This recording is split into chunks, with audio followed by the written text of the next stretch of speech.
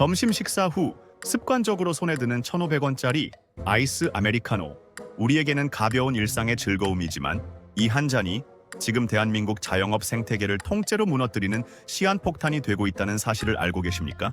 골목마다, 사거리마다 들어선 저가 커피 매장들을 보며 참 장사 잘 된다고 생각하셨겠지만 그 화려한 겉모습 뒤에서는 지금 역사상 유례없는 조용한 학살이 벌어지고 있습니다. 실제로 데이터를 보면은 상황은 생각보다 훨씬 심각합니다. 2025년 기준 우리나라 카페 수는 10만 개를 돌파했습니다. 인구 대비 카페 밀도가 세계 최고 수준인 것은 물론 편의점 수의 2배, 치킨집 수보다도 훨씬 많습니다. 하지만 겉으로 보이는 팽창과는 정반대로 내부에서는 이미 붕괴가 시작됐습니다.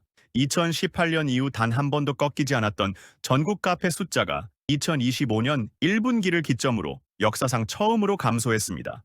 1년 동안 무려 1만 2천 개가 넘는 카페가 사라졌고 지금 이 순간에도 매일 34개의 매장이 폐업 신고를 하고 있습니다. 우리가 1,500원의 커피를 마실 수 있었던 건 누군가의 희생과 운 좋게 유지되던 저물가 환경 덕분이었습니다. 하지만 2026년 현재 그 모든 조건이 사라졌습니다. 국제 원두 가격은 기후 위기로 인해 47년 만에 최고치를 기록했고 환율은 1,500원 선을 위협하며 수입 원자재 가격을 미친 듯이 끌어올리고 있습니다. 여기에 최저임금 상승과 내수 침체라는 거대한 파도가 덮치면서 박리담회라는 저가 커피의 비즈니스 모델은 이제 숨이 끊어지기 직전입니다. 더 충격적인 건 이 판을 설계한 사람들의 행보입니다.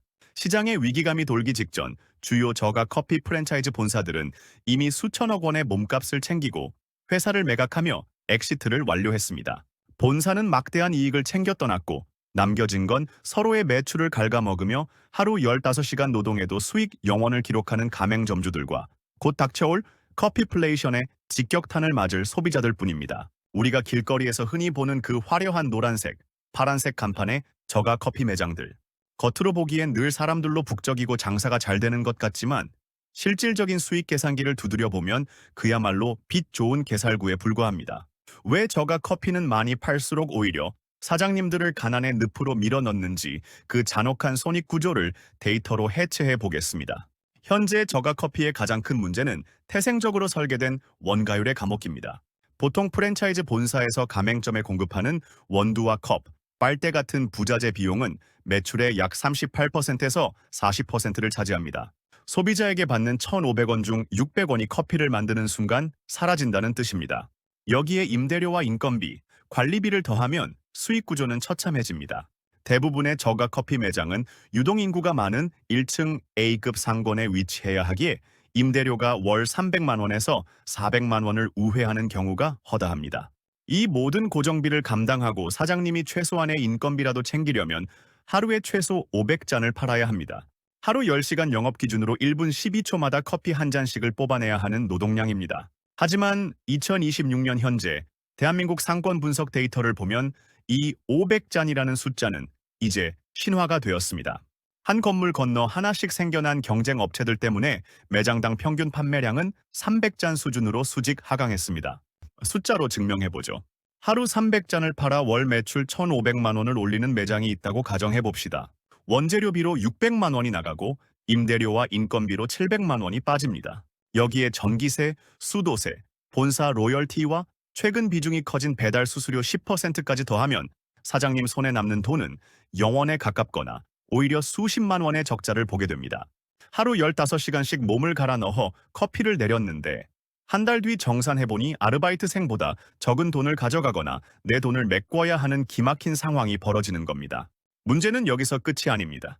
2026년 들어 덮친 글로벌 경제 위기는 이 위태로운 구조의 결정타를 날렸습니다. 전 세계 최대 원두 생산국인 브라질과 베트남의 이상 기후로 국제 원두 가격은 사상 최고치를 경신했습니다.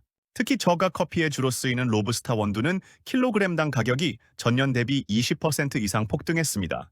여기에 원달러 환율이 1,500원대에 안착하면서 수입에 의존하는 모든 부자재 가격이 덩달아 뛰었습니다. 더 잔인한 진실은 이 판을 짠 프랜차이즈 본사들의 행태입니다. 이미 업계 선두권 본사들은 시장의 포화 상태를 예견하고 기업 가치가 정점일 때 수천억 원의 매각 대금을 챙겨 시장을 떠났습니다. 소위 말하는 엑시트를 완료한 것이죠. 본사는 매장 수 확장으로 몸값을 올리고 이익을 챙겼지만 정작 현장에 남겨진 점주들은 과포화된 상권에서 서로의 매출을 갉아먹으며 붕괴하고 있습니다. 상황이 이렇다 보니 저가 커피 브랜드들은 생존을 위해 결국 가격 인상이라는 마지막 카드를 꺼내 들었습니다.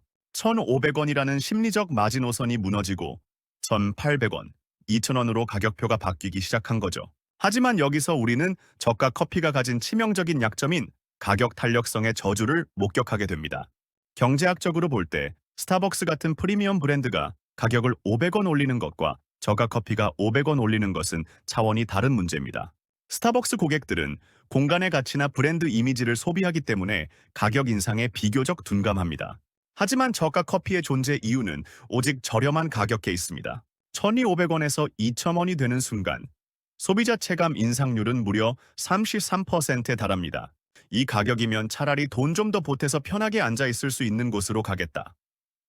는 심리가 작동하며 고객들이 썰물처럼 빠져나가는 겁니다. 실제로 2025년 하반기부터 가격을 올린 브랜드들의 데이터를 보면 객단가는 조금 올랐을지 몰라도 방문 고객 수는 평균 15%에서 20%까지 급감했습니다. 팔아도 남는 게 없어서 가격을 올렸더니 이제는 손님이 끊겨서 망하는 진퇴양난의 상황에 빠진 겁니다. 이런 위기 속에서 시장은 극단적인 양극화로 치닫고 있습니다. 살아남는 매장들은 이제 더 이상 커피만 팔지 않습니다. 아메리카노의 비중을 줄이고 마진율이 높은 시그니처 에이드나 화려한 비주얼의 프라페, 그리고 원가율이 상대적으로 낮은 디저트 라인업을 강화하고 있습니다. 매장 한쪽을 베이커리 진열대로 채우고 붕어빵, 소금빵, 샌드위치 같은 사이드 메뉴로 병행 구매를 유도하지 않으면 임대료조차 낼 수 없는 구조가 되었기 때문입니다. 하지만 이런 변화조차 자본력이 있는 일부 대형 매장들의 이야기일 뿐입니다. 골목 끝자락에서 간신히 버티던 소규모 저가 커피 매장들은 이제 선택의 여지가 없습니다. 권리금은커녕 원상복구 비용조차 감당하지 못해 좀비 매장 상태로 버티다가 결국 폐업 신고서에 도장을 찍고 있습니다. 2024년 한 해에만 폐업한 커피 전문점이 1만 2천여 곳에 달한다는 사실은 우리가 매일 걷는 골목의 풍경이 얼마나 빠른 속도로 황폐해지고 있는지를 단적으로 보여줍니다. 더 큰 문제는 이 여파가 단순한 자영업자들의 비극으로 끝나지 않는다는 점입니다. 저가 커피의 몰락은 곧 골목 상권의 도미노 붕괴를 의미합니다. 카페가 망하면 그곳에 원두를 납품하던 업체, 일회용품 제조 공장, 물류 시스템, 그리고 인근의 작은 식당들까지 연쇄적으로 타격을 입습니다. 우리가 무심코 누려온 저가 커피의 축제가 끝나고 그 뒷감당을 우리 사회 전체가 나누어져야 하는 시점이 온 것입니다. 지금 여러분의 집 앞 카페가 사라지고 그 자리에 임대문이 전단지가 붙어 있다면 그것은 단순한 폐업이 아닙니다. 지난 10년간 한국 경제를 지탱해온 한 축인 박리담의 서비스업의 엔진이 완전히 멈춰서고 있다는 강력한 신호입니다. 결국 우리가 마주한 1,500원 커피의 위기는 단순히 한 업종의 불황이 아닙니다. 그것은 누군가의 희생과 운 좋게 유지되던 저금리 저물가라는 기반 위에 세워진 박리담의 제국의 사형 선고와 같습니다. 우리는 지난 10년 동안 세계 어디에서도 찾아볼 수 없는 저렴하고 편리한 커피 문화를 누려왔습니다. 하지만 그 이면에는 하루 15시간을 에스프레소 머신 앞에서 버틴 소상공인들의 눈물겨운 노동과 시장의 과포화를 방관하며 몸값만 불려 떠난 프랜차이즈 본사들의 비정한 계산이 깔려 있었습니다. 2025년 역사상 처음으로 카페 수가 감소하기 시작했다는 지표는 이제 더 이상 이런 식의 자기 착취적 모델이 대한민국에서 작동하지 않는다는 사실을 냉혹하게 증명하고 있습니다. 이제 커피플레이션은 피할 수 없는 현실이 되었습니다. 500원이라는 심리적 방어선이 무너진 자리에 남은 것은 살아남기 위해 가격을 올릴 수밖에 없는 점주들과 그 인상분을 고스란히 떠안아야 하는 소비자들의 불편한 동행입니다. 앞으로 우리가 골목에서 보게 될 풍경은 이전과는 많이 다를 것입니다. 단순히 싸기만 한 매장들은 사라지고 확실한 차별화나 압도적인 자본력을 갖춘 소수의 매장만이 살아남는 적자 생존의 시대가 본격적으로 열릴 것입니다. 이 영상이 우리에게 주는 교훈은 명확합니다. 어떤 비즈니스 모델도 누군가의 일방적인 희생 위에 영원히 지속될 수는 없다는 점입니다. 우리가 당연하게 누려온 저렴한 서비스들의 유통기한이 다하고 있습니다. 이제는 가격이 아닌 가치의 비용을 지불해야 하는 시대를 준비해야 합니다. 여러분의 집 앞 단골 카페 사장님이 오늘 내어준 커피 한 잔은 어쩌면 그들이 벼랑 끝에서 내미는 마지막 손길일지도 모릅니다. 오늘 우리가 살펴본 저가 커피 시장의 붕괴 신호가 대한민국 자영업 생태계가 질적으로 성장하는 뼈아픈 계기가 되기를 바랍니다. 숫자는 거짓말을 하지 않습니다. 10만 개의 카페 중 매일 34개가 사라지는 현실은 우리에게 묻고 있습니다. 과연 우리는 다음 세대의 골목 상권을 위해 무엇을 준비하고 있는가? 라고 말이죠. 오늘 영상이 여러분의 경제적 시야를 넓히는 데 도움이 되었기를 바랍니다.